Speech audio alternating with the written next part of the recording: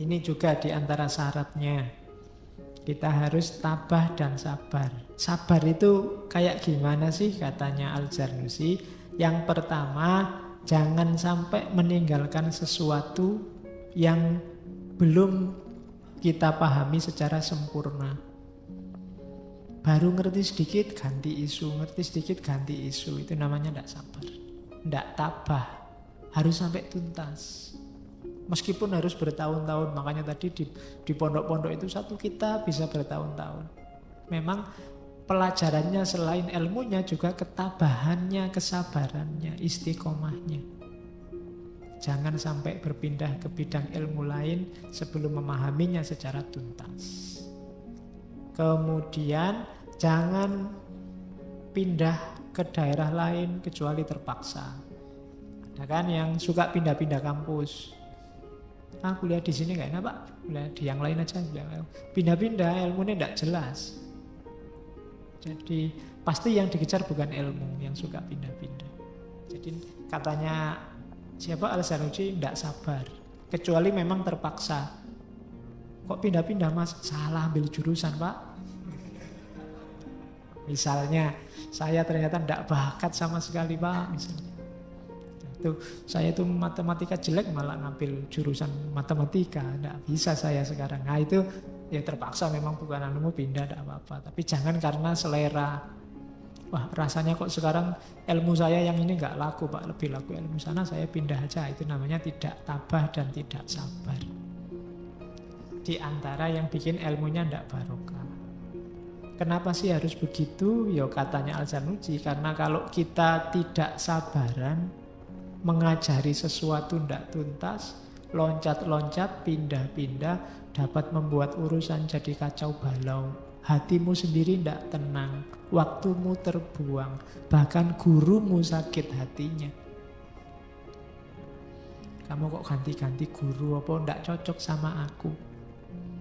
Ya cocok sih Ustadz, tapi kan tetap gurumu sakit hati. Di antara jalan ilmunya tidak barokah. Kamu sendiri hatimu tidak tenang, kacau balau. Maka ya tabah, sabar itu memang ilmu. Jalannya nggak selalu mulus, nggak selalu enak. Terus, ini baru kita ngomong akhlak. Ya panjang uraian akhlaknya nih, saya ringkes, saya potong-potong, saya ambil yang bagian-bagian pokoknya saja. Yang pertama, muta'alim itu tidak boleh tamak pada dunia. Tamaknya hanya pada ilmu. Ketamakanmu pada dunia adalah lawannya derajat mulianya ilmu. Orang berilmu yang tamak pada dunia, dia akan sampai di tempat kebalikannya kemuliaan. Dia akan sampai pada kehinaan. Karena itu alamat orang ini akan menjual ilmunya untuk dunia. Dia tidak akan jadi mulia, tapi kebalikannya dia akan jadi hina. Hati-hati. Menjual ilmu itu lebih rendah kelihatannya di mata Tuhan, di mata kita, dibandingkan orang yang misalnya menjual korupsi, itu kan juga menjual. Orang yang khianat, orang yang curang. Menjual ilmu itu meletakkan sesuatu yang mulia di tempat yang sangat tidak mulia. Jadi jangan tamak. Yang kedua tawadhu. Tawadhu itu kalau di situ tengah-tengah antara sombong dan minder. Jangan sombong tapi juga jangan minder. Kamu itu mulia, nggak perlu minder. Ada di jalur ilmu, tapi juga nggak usah sombong. Biasa saja tawadhu. Itu namanya tawadhu. Itu bukan kok terus kalau jalan dingklu, kalau ada enggak, bukan itu. Yo parameternya bisa secara budaya itu. Tawadhu itu maksudnya tidak menyombongkan diri tapi juga tidak minder. Terus iffah warok, ya itu tadi, iffah itu menjaga diri. Kalau warok itu menjauh dari hal-hal yang meragukan, itu termasuk warok. Yang haram jelas, yang halal jelas. Ini halal apa haram ya, minggir aja dulu. Itu orang wirai namanya. Menjaga diri dari jatuh pada kekeliruan. Hari ini kan banyak sekali hal-hal yang tidak jelas. Orang menyebutnya syubhat. Itu kalau orang wirai ditinggal. Sudahlah, tidak usah di situ, wong tidak jelas mana yang benar, mana yang salah. ini berita palsu apa berita bikinan apa berita asli. Sana bilang asli, sini bilang bikinan. Oke, off dulu, minggir dulu. Sebelum jelas semuanya, mana halal, mana haram, mana baik, mana buruk, minggir dulu. Karena kalau kamu ikut di situ, kamu bisa salah ambil keputusan. Namanya tidak menjaga diri, tidak wirai. Warok itu ya, warok itu kan artinya belakang. Kamu mundur dulu biar tidak terpengaruh. Sampai jelas mana hitam, mana putih. Kalau airnya keruh jangan nyemplung. Tunggu dulu sampai jernih, sampai kelihatan mana putih, mana hitam. Baru kamu ambil keputusan. Itu warok. Kalau ifah itu menjaga diri. Nanti ifah itu buahnya muru'ah, harga diri. Jaga dirimu. Kamu itu orang mulia. Jangan melakukan hal-hal yang tidak mulia. Makanya nanti di taklim itu banyak contoh-contoh konkret tidak menjaga diri. Makanya ada kalimat misalnya, tidak boleh bersisir pakai sisir yang rusak, tidak boleh pakai baju yang robek, tidak boleh. Itu dalam rangka kamu itu orang mulia, hargai dirimu sendiri. Kalau bukan kamu yang menghargai duluan, terus siapa? Nah, itu jalannya ilmu. Ya mandilah. Ya pakai baju yang bersih, ya syukur-syukur bisa wangi-wangi dikit biar nggak kasihan temenmu yang sebelah. Nah, itu namanya iffah, menjaga diri. Wong kamu itu orang mulia kok. Wong setiap manusia itu mulia, apalagi kamu pencari ilmu. Yang setiap langkahmu dilindungi oleh malaikat. Kan ada Jibril itu menaruh sayapnya untuk menaungi orang-orang yang nyari ilmu. Padahal hidup kita, saya bilang tadi, 100% isinya nyari ilmu terus. Maka semoga malaikat Jibril menaungi kita terus. Nah, kayak kita juga ya tunjukkan bahwa kita ini mulia. Dimuliakan oleh Allah, dimuliakan oleh malaikat. Kamu sendiri yang tahu seperti apa jalannya memuliakan diri. Terus mengekang hawa nafsu. Itu pasti. Tidak mungkin ilmu itu jalan seiring dengan orang yang tidak mengatur nafsunya. Terus tidak boleh dengki. Dengki itu seneng lihat orang lain susah, susah lihat orang lain seneng. Syukur apa enggak? Makanya ikut grupku dong. Grup sana itu memang kacau, itu dengki namanya. Sudah dibilang sejak dulu yang sana itu jelek. Nah toh sekarang terbukti toh itu tanda-tanda dengki. Karakter ini bukan karakternya seorang ilmuwan. Ilmuwan tidak boleh dengki. Terus tidak melibatkan diri dalam pertikaian pendapat. Senang sekali ikut debat kayak tadi. Itu bukan akhlaknya muta'alim. Ada temennya debat, kamu debat, kalah, tak bantu, aku pinter. Nah, itu melibatkan diri. Biasanya di Facebook itu kan, kalau temenmu lagi posting apa terus dibantai orang lain, kamu ikut masuk bantu. Nah itu bukan akhlaknya muta'alim. Suka konflik. Selanjutnya sungguh-sungguh istiqomah. Istiqomah itu continue. Itu akhlaknya muta'alim. Istiqomah itu rajin. Baca, saya ingin baca setiap habis subuh saya baca Pak. Itu terus saya terus begitu, itu namanya istiqomah. Saya tidak bisa Pak kalau habis subuh saya tidur. Nah, saya sebelum tidur aja baca. Ya monggo, yang penting atur sendiri strategi hidupmu, yang penting istiqomah nyari ilmunya, sungguh-sungguh. Terus bersyukur dan lillahi ta'ala, itu pasti. Karena ilmu itu anugerah dari Allah, maka kita bersyukur. Lillahi ta'ala karena memang sejak awal kita niatnya nyari ridhonya Allah. Nah, itu dua yang terakhir. Tadi sudah disebut, jangan berprasangka buruk, jangan sombong. Katanya Al-Zarnuji, cirinya orang berprasangka buruk itu apa? Perilakunya buruk. Orang yang perilakunya buruk, prasangkanya pasti buruk. Orang yang bikin hoak itu kan perilakunya buruk, bikin hoax itu. Itu asumsinya, prasangka, angan-angannya itu pasti juga jelek. Wong dia melahirkan sesuatu yang jelek. Jadi ilmuwan jangan berprasangka buruk, apalagi sombong. Jadi lawannya ilmu bukan bukan tidak berilmu, tapi lawannya ilmu itu sombong. Orang berilmu yang sombong itu seperti bangunan tinggi yang disapu oleh banjir.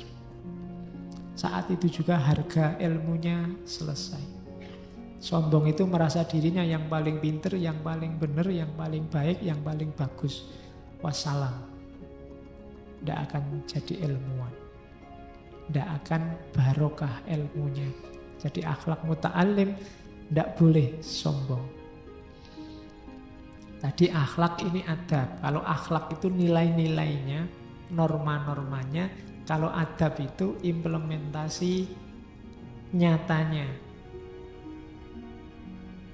Adabnya muta'alim yang pertama, cita-citanya harus tinggi. Tidak boleh ilmuwan itu tujuannya simpel. Pak, saya ingin nyari ilmu biar dapat nilai A. Itu masih pendek. Biar lulus cum laude itu juga pendek. Cita-citamu harus jauh dan tinggi. Biar saya bisa mengubah Indonesia ini, Pak. Biar jauh. Itu cita-cita tinggi. Jadi jangan simpel. Saya ingin pinter biar pacar saya semakin kagum, Pak. Itu pendek. Biar orang tua saya semakin bangga, Pak. Itu pendek. Kalau kamu tinggi, yang pendek otomatis dapat. Tapi kalau kamu pendek, yang atasnya nggak kena. Kalau kamu cita-citanya jadi presiden dan kamu berjuang untuk jadi presiden, paling tidak kan kamu bisa jadi menteri. Atau kalau meleset ya gubernur lah, bawahnya dikit. Tapi kalau kamu cita-citanya cuma jadi RT, ya kan? Tidak mungkin kamu dapat atasnya. Paling tinggi dapat RT itu, paling bawahnya sekretaris RT. Ya kan? Jadi cita-citanya harus tinggi. Kamu itu mulia, jangan cita-cita yang rendah. Yang kedua, prioritasnya ilmu.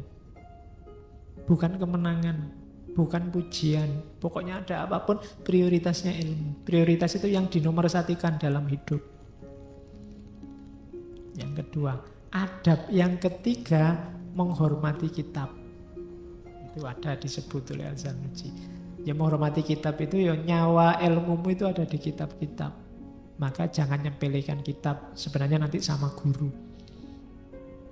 Jadi hormatilah kitabmu, bukumu. Saya tidak tahu bukumu di kamar itu dibuka apa enggak, dihargai apa enggak. Kadang-kadang cuma dipakai alasnya teh, dipakai alasnya itu. Kadang-kadang begitu. Jadi lumayan ada buku dibuat ganjelnya rak ini biar enggak goyang. Lumayan ada itu. Ya itu namanya tidak menghargai. Hargailah buku. Terus hidupnya prihatin, jangan seneng-seneng. Karena ilmu itu jalan untuk tirakat. Tidak boleh mewah-mewahan. Hidup secukupnya, sejogjanya. Mungkin kita ada di Jogja. Ya, jadi seyogyanya saja, secukupnya. Jangan bermewahan, jangan berlebihan. Karena berlebihan itu memalingkan kita dari semangat ilmunya. Terus menghindari sumber kemalasan. Sekarang banyak HP, TV, sekarang banyak sumber bikin orang malas. Kalau sudah pegang HP bisa berjam-jam enggak. Kecuali sudah habis baterainya baru kamu berhenti. Kalau bisa hindari. Wong kamu enggak buka HP 1 jam apa 2 jam enggak masalah toh. Tapi kan kamu enggak betah, 10 menit aja. Jangan-jangan ada WA masuk. Padahal WA seharian ratusan WA, satu pun tidak ada yang penting. Itu padahal kayak gitu tapi kamu gelisah sama sekali kalau ditinggal HP. Itu kalau bagimu itu sumber bikin kamu males, ya pelan-pelan dihindari, jangan tergantung di situ. Bahkan termasuk mungkin makanan. Kalau Pak saya kalau habis makan ini kok ngantuk, ya coba dihindari biar tidak merusak semangat belajarmu. Jadi itu Al-Zarnuji. Terus tidak makan berlebihan pasti, tidak tidur berlebihan pasti. Yang sukanya tidur, tidak tidur berlebihan itu ya tidur, cuma tidak pakai nambah-nambah, pakai bonus tidur. Ya kan banyak kan yang sudah bangun subuh, sudah sholat, nambah lagi bonus. Padahal jam 7 masuk. Akhirnya bangunnya jam 7 kurang 5, nggak pakai mandi, nggak pakai apa, langsung berangkat ke kampus. Temennya bubar di kelas. Belum sikat gigi, belum apa. Wah, masih angop di kampus. Wah, itu sudah. Oke, jangan tidur berlebihan, juga jangan makan berlebihan. Jadi, karena muta'alim itu harusnya orangnya cerdas, ngerti ukuran kebutuhan dirinya. Mana takaran yang pas. Terus, jangan menyusahkan diri sehingga jadi lemah.